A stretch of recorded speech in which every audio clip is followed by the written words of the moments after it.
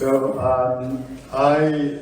people ask me what are you going to talk about, so I'm saying let's see.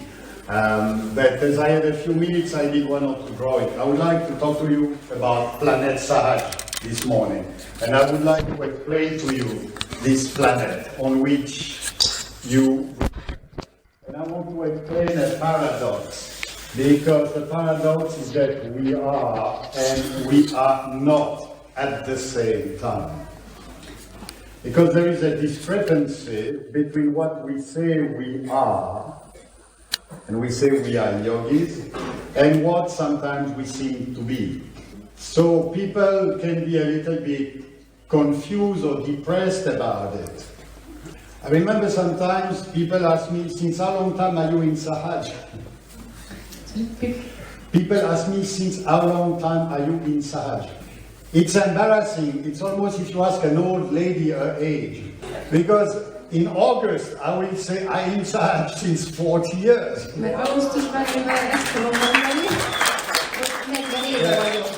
then I have to look at myself in the mirror and I say, now what is this? A Mahayogi? A mini yogi? So I have to explain. The explanation is very simple. But Boris has to know that with the translation, I'm not saying whether it's 1 hour with or without translation. See, Sri Mataji explained to me how the Adi Kundalini was awakened in Nargal, on the border of the Indian Ocean. Sri Mataji explained to me how the Adi Kundalini was awakened in Nargal. Yeah. And it looks a bit like a krimi, because she went there to spy on a Rakshasa who had a seminar, because there was a big Rajneesh camp. And Sri Mataji went there to see what was happening. Then, what she told me is that she could see with her yogic powers how Rajneesh was possessing everybody. And then, what she says is that she realized that advance was much more advanced than what she thought. Don't ask me to explain what Sri Mataji knows and doesn't know, because, we can't understand. But basically, this is what she was saying. And she felt that if it would not happen now, en masse realization, mankind would be destroyed. We are talking about May 1970, so you can see. We take our time towards destruction. So then comes the important bit of the story. Then she described how she was sitting under this Bodhi tree, and then the Adi Kundalini, just rose, and she described it. But what she says that the Kundalini was released although mankind was not ready. This is the important thing. And this explains what's going on today. You see, when in the past people would get the realization, they would get the realization having cleaned the entire system. All the chakras were clean, the attention was nirmal, the attention was pure, nobody could get, no question of being possessed. People had reached the level where Kundalini would rise. But Sri Mataji, because she is the overall overlord of the entire system, she rewrote the divine books. She did something that no deity, no avatar, no saint has or could ever do before her. She gave realization to people who were not prepared. And that also explained the 10 last years of her life, where she said she would go into sannyasa. And we think she would go to Pratishthan and withdraw, but no, she went into a condition in which she withdrew her attention apparently from a physical form, and that for 10 years. And it was a tremendous tapasya. And we understand that she did this because she says she took us all unprepared as we are, Sahaja yogis, in a cosmic body. So she did that tapasya to purify all the options of what would happen once she leaves. But basically now it is up to us. You know, I told you how in the Animal Channel you watch how the mummy bear is throwing the kids in the wilderness, the little bear, and they want to stay with mummy, but they cannot do it because she kicked them away. Because that's the only way the little bear are going to become big bear and that they can survive. That's why she does it. And this was these 10 years where she withdrew, let's say 2003, 2013, more or less. But this also explains why we are yogis and some of us are still struggling. Because the work that we didn't do before the rising of the Kundalini, we need to do it after the rising of the Kundalini. And if we understand that, we don't feel bad about having difficulties. So now to understand a bit how all this thing works, let's go back to Planet Sahaja. Ja, ich erinnere mich, ich war einmal in der Josef-Milischer Gasse, wir hatten ein Seminar und ich habe einen Kreis gezeichnet und es gesehen und das war ein vollkommener Kreis und ich habe ganz beeindruckt mit mich selbst und jetzt kann ich das nicht mehr machen, das ist nicht mehr ein perfektes Kreis.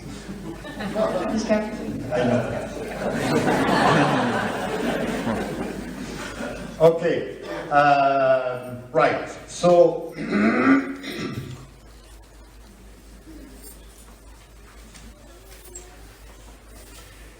there are two forces that we are dealing with. One is the centripetal force, which takes you in, and one is the centrifugal force, which takes you out. Now, in one tape, Sri Mataji says it's not so reassuring, but she says this force is anxious to throw you out. So that corresponds to two types of religion.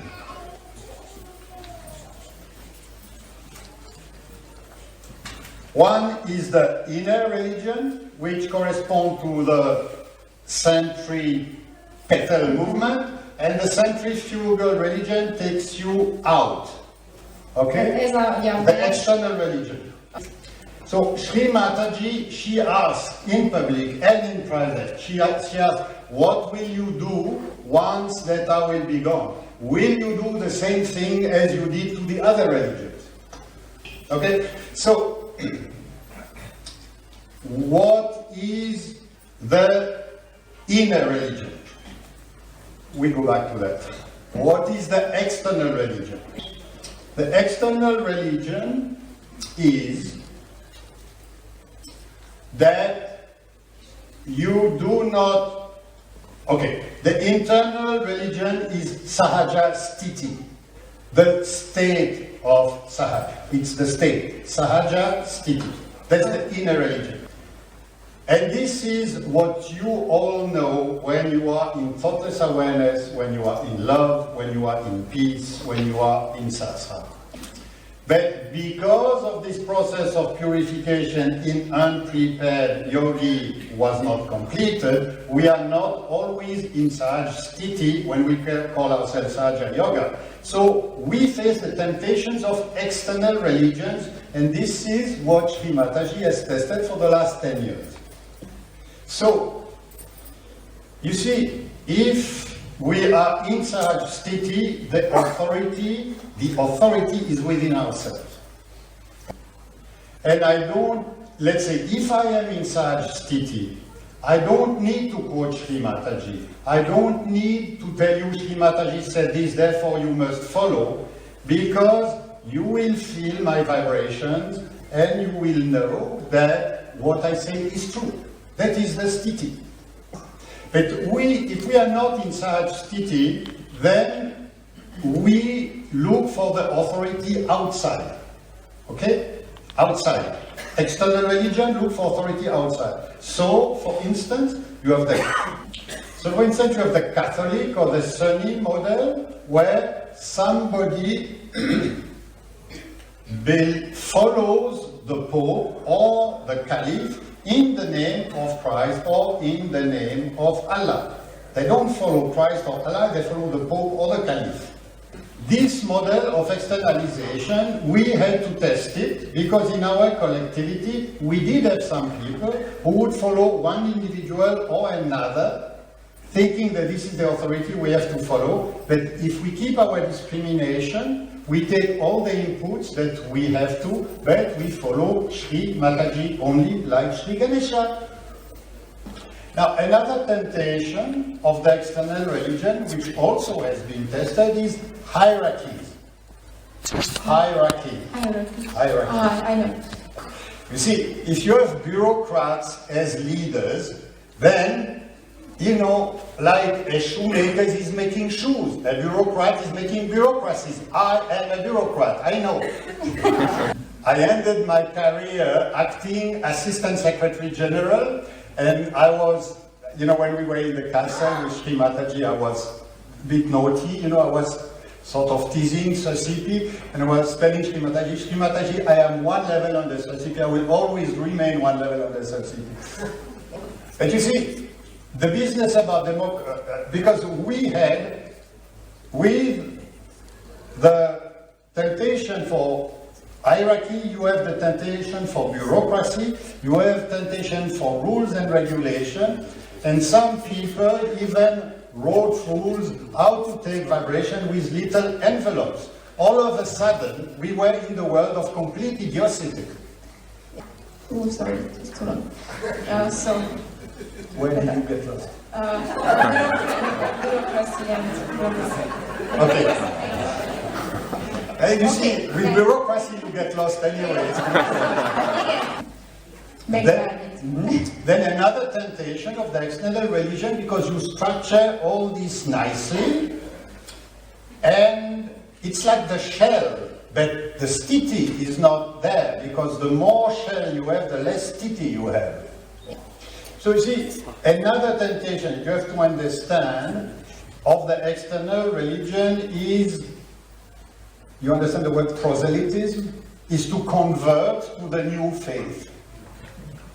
In the new faith, you convert people to the new faith. Because it's like activity, it's like, you know, you do more programs, you have more ashrams, you're a little bit like a salesman of Coca-Cola, you sell more bottles, you give more realization.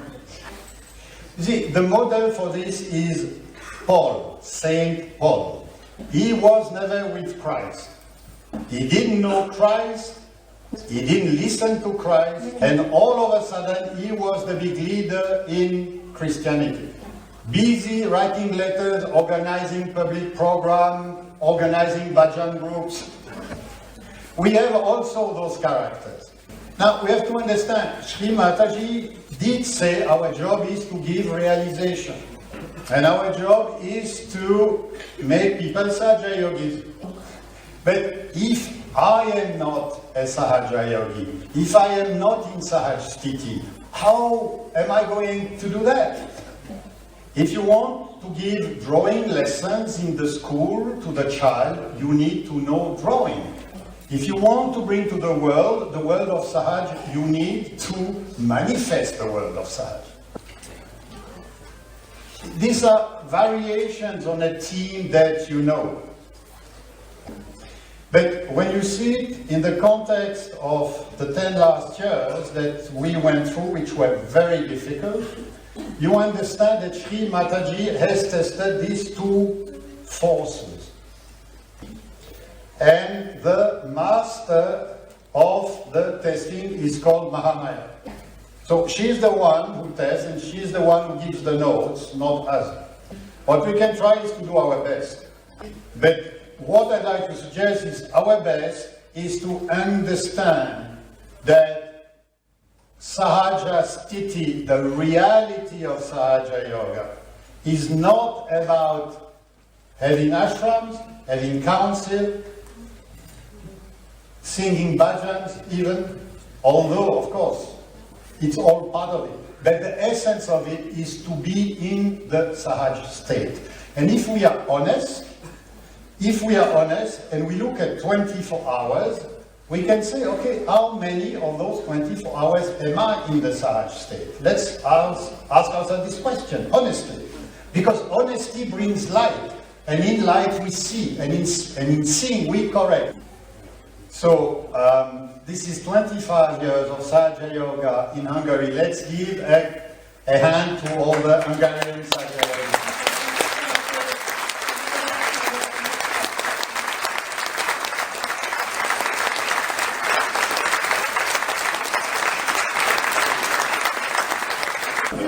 Okay, what is the inner religion? The inner religion means going to the axis of planet Sahaj. Now, what is the axis of the planet Sahaj? Ta-dam!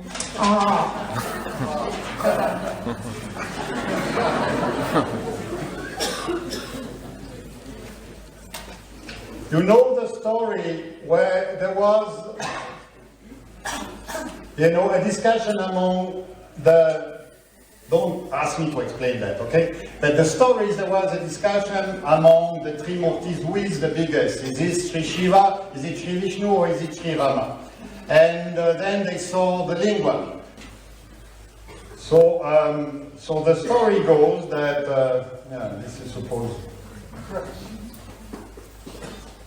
So the story is that the swan of Sri Brahma went up to find out where was the end of the lingam, and Vishnu took the form of a ball to dig into the earth to find where was the bottom of the lingam. My bow is not very good, but and so they could not find it. But Brahmadeva cheated, and because he said that he found it, and Vishnu was honest and he said, I cannot find the end of it. So as a result, they say Brahmadeva is not worshipped in India.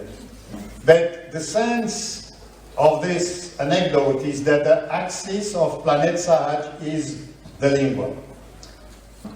And this is what Sri Mataji tells us when she started a public program.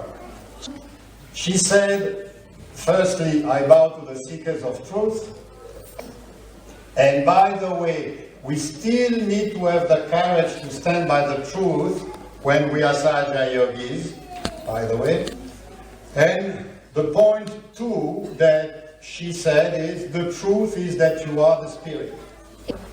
And the spirit is Sri Shiva, in the sense that our consciousness goes into the truth of the Sahaj Sthiti, which is joy. So the destination of the inner religion is the axis of the Sahaj planet. And this is why we are also going to celebrate Shiva Puja tomorrow. Now, our journey, my sisters and my brothers, our journey is the story of the return. We return home. We went through this long adventure. We went through this long picnic, which is called the human existence. And now we are on the way to the return from where we came from. While being in a human consciousness, because we came from God and we return to God. So this is, if you want, this is a little snapshot of the axis. Here you have the material world. Oops! Someone was hurt? No. Well, that's the material world, I suppose. Yeah, I think it's safer to put it down. Now, this is nicely timed, because the material world will pass away, but we will stay in eternity, because eternity is our home. In the trip of the return, we are here in the material world,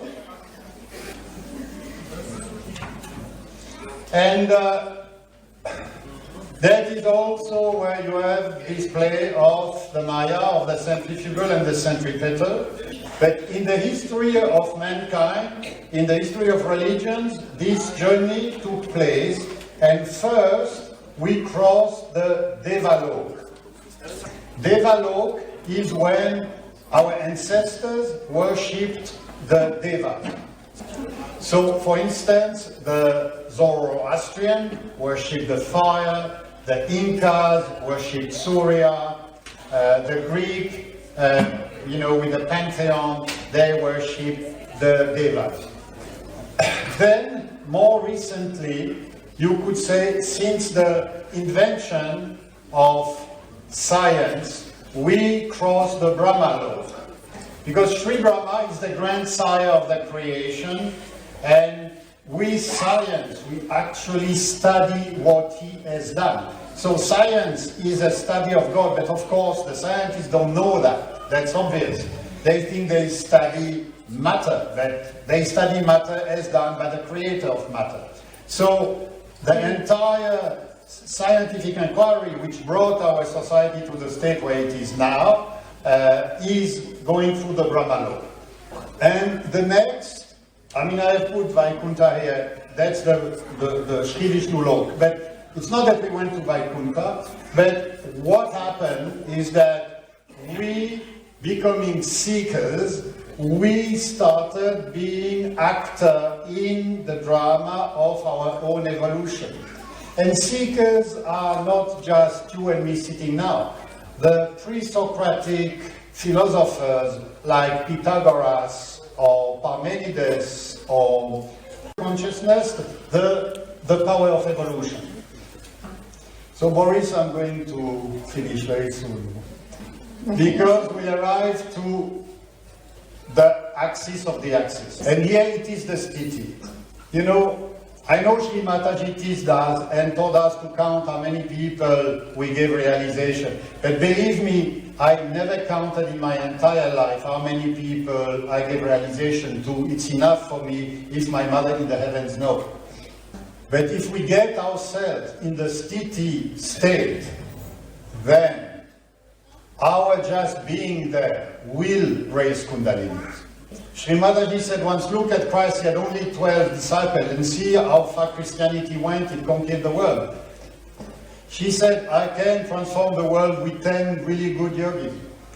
So the journey for us is toward the sthiti, because these are where then we are going to get the blessings of Sri Shiva, which is Kalyan. Kalyan, there is a speech of Sri Mataji on this, maybe you can hear it. But Kalyan is a state where we are blessed on all sides.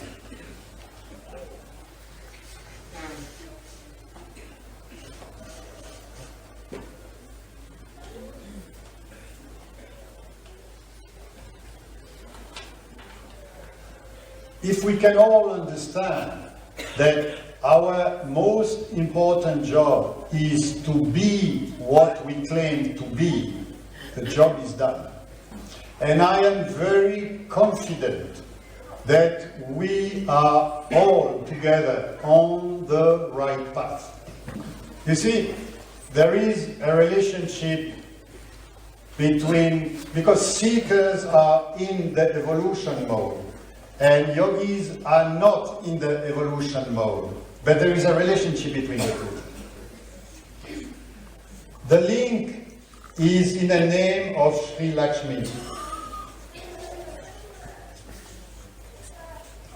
Anantashta, because Sri Lakshmi is the power of evolution. She's the Shakti of Sri Vishnu, she becomes Mahalakshmi, she is the power of evolution. Mahalakshmi is the power of evolution. But there is a name of Sri Lakshmi where she's said to be Anantasta, which means she resides in eternity. So eternity is the eternal present. Eternity is when we are in Nirvichara Samadhi. Eternity is peaceful. So before we were evolving through action, reaction, synthesis, disorder, petitions, letters on the email, accusing, defending. That was before.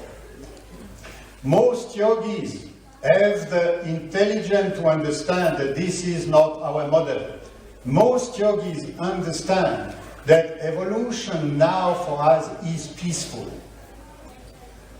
We don't need to do anything, we become. This is what Sahaj is. You will see temptations to make out Sahaj a cult, to make out Sahaj a sect, to make out of Sahaj a religion. Sri Mataji, through the 10 years of withdrawals, has allowed those options to develop in small doses. But this is processed by the collective consciousness of the yogi who are in Sahaj Sthiti. So you see, if we, as a collective, we go in the Sahaj Sthiti, which is the only direction where we want to go, which is the reason why you came in Sahaja Yoga. You didn't come in Sahaja Yoga für ein Blödsinn. You came in Sahaja Yoga to be Satchitananda.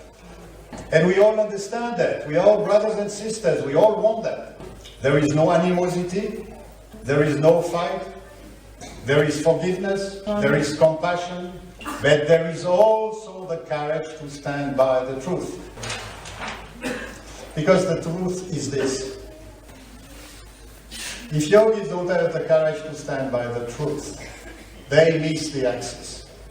And my sense is that in the collective overall, there is, even if they cannot explain it in a speech like this, but there is the understanding that this is what they want. And this is why there is progress in Sahaj, although you don't think so, because you see division, you see fighting, you see various things.